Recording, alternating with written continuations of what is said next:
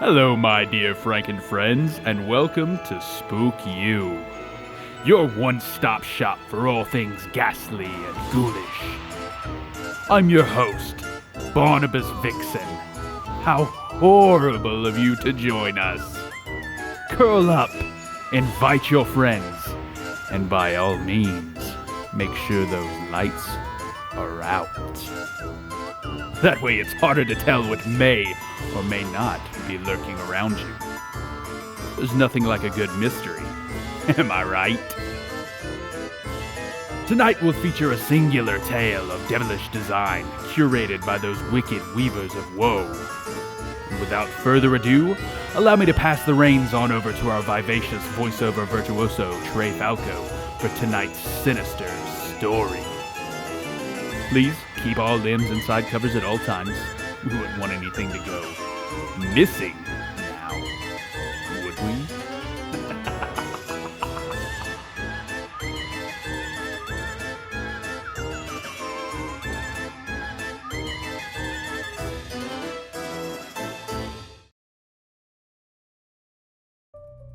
It's been a while. I heard the bombs drop about an hour after my last post. The bunker shook so hard I thought it was going to collapse on me, but after the last explosion, the walls and the ceiling remained solid. Without Craig and his prepper tendencies, I wouldn't be alive right now. I didn't know him too well, but I can't let his death be in vain.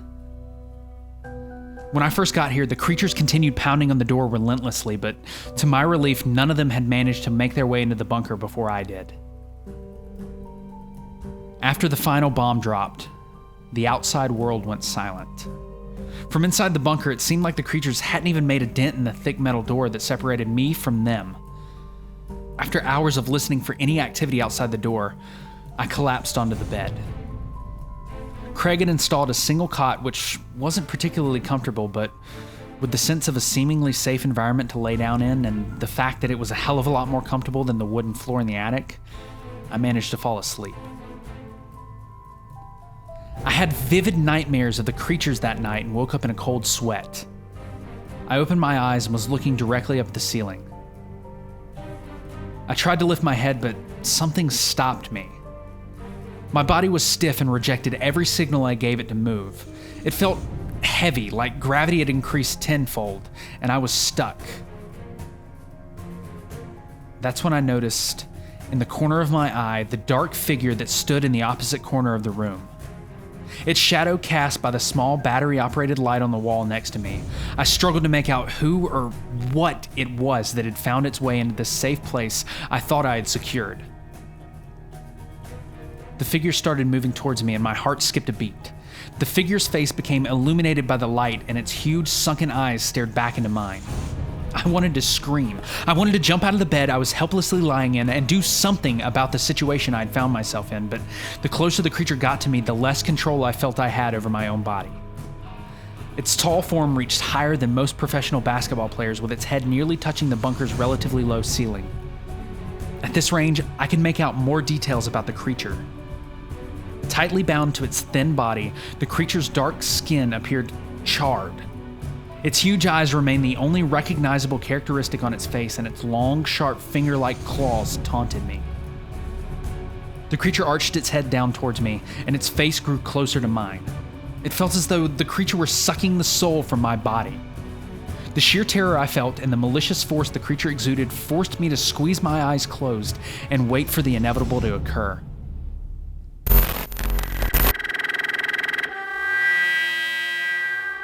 Pardon my ill-timed interruption of this terrible tale, but I've been informed by the powers that be that our narrator has been sucked into a wormhole.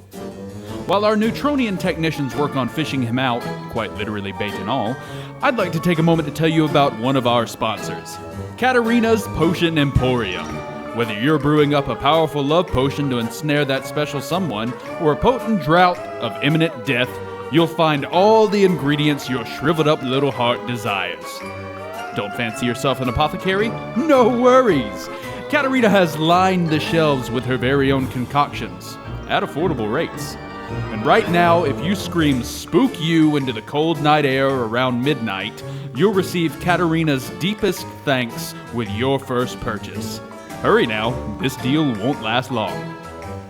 Now I've been told that our narrator is back behind the mic and, mostly, no worse for wear, we return you to your story already in progress. But nothing happened. Moments passed and I waited. Still nothing. I opened my eyes again and the creature was gone. I tried to get off the bed and finally my body responded. The weight that held me down had suddenly lifted. Completely shaken, I examined the place the creature had been before I closed my eyes and found no trace. The creature had vanished. Or maybe it was never there in the first place. But it felt so real.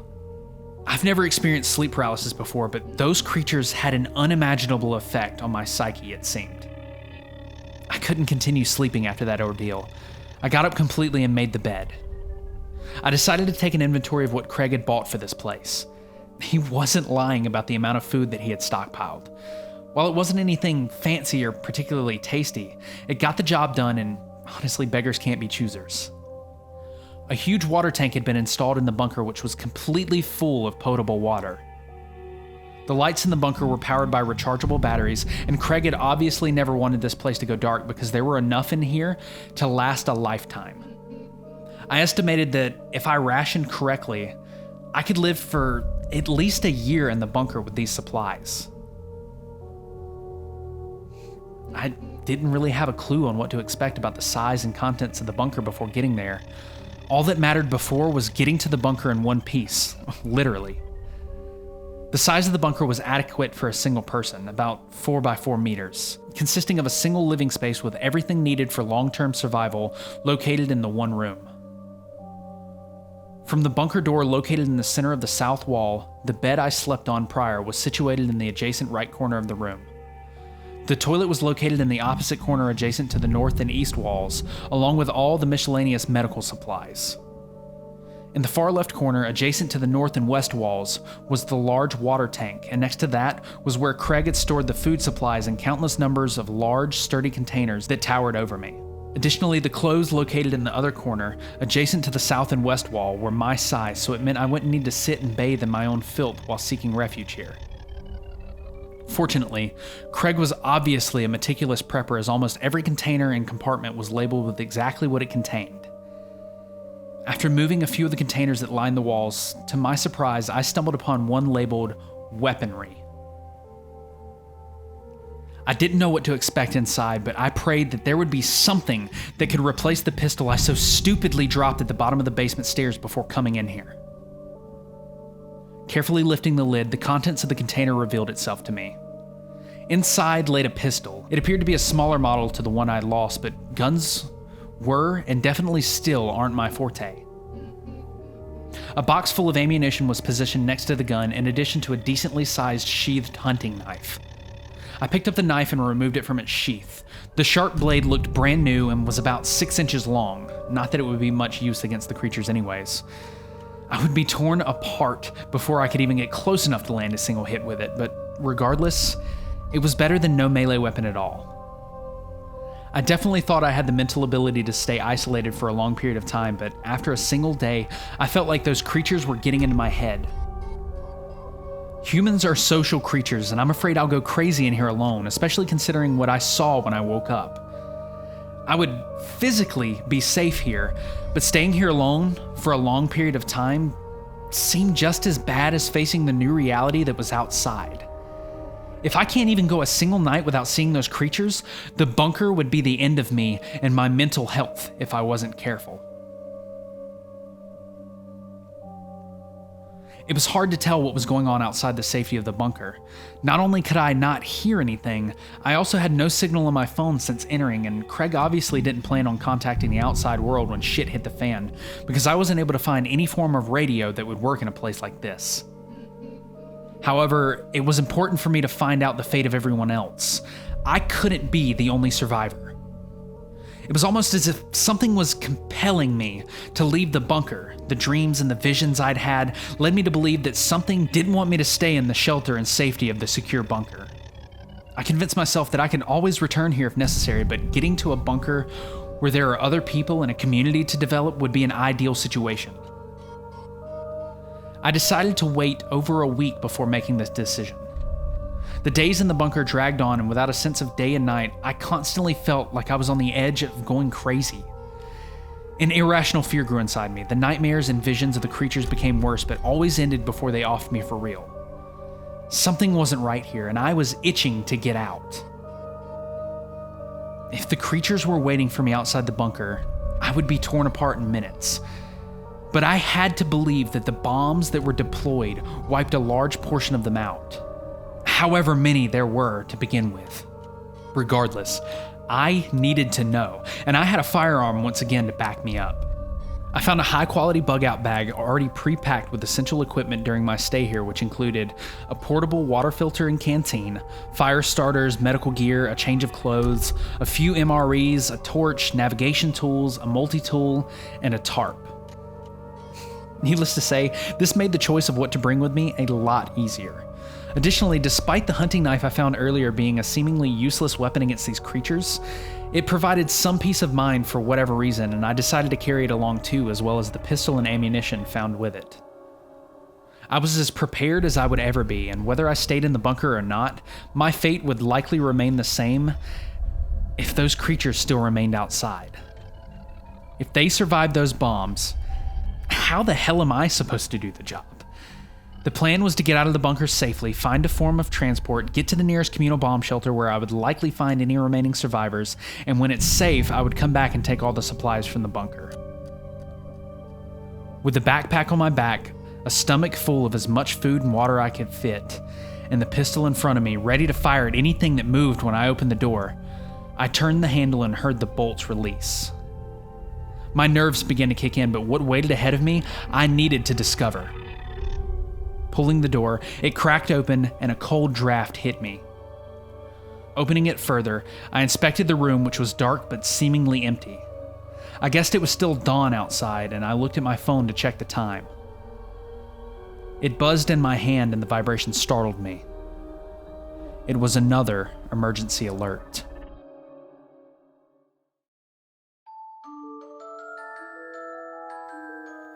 Welcome back, my darling deviants. Well, tell me, did you enjoy that twisted tale? Of course you did. I knew you had that air about you, that hunger for the horrific and the macabre. So, did we spook you? If not, then file a complaint with our complaint department detailing all accounts of non-spookiness you found in this video, and we'll get back to you in 2 to 3 millennia. Give or take a business eon or two. However, if you've enjoyed what you've just heard this evening, then make sure you leave a like on this video and annihilate that subscribe button. Such a small act of obedience is exactly what we need to put the food on the table around here. There's only so many days we can have refried kidney and toe jam hash before I'm absolutely sick of it. Spoiler alert, that ship sailed long ago. Now, I must bid you adieu. I've many things to take care of, and this outro is eating into my day off. Run along now. Have no fear, we'll be here every Tuesday and Thursday to bring you another terrible tale. Go forth, my ghastly gang, and stay spooky.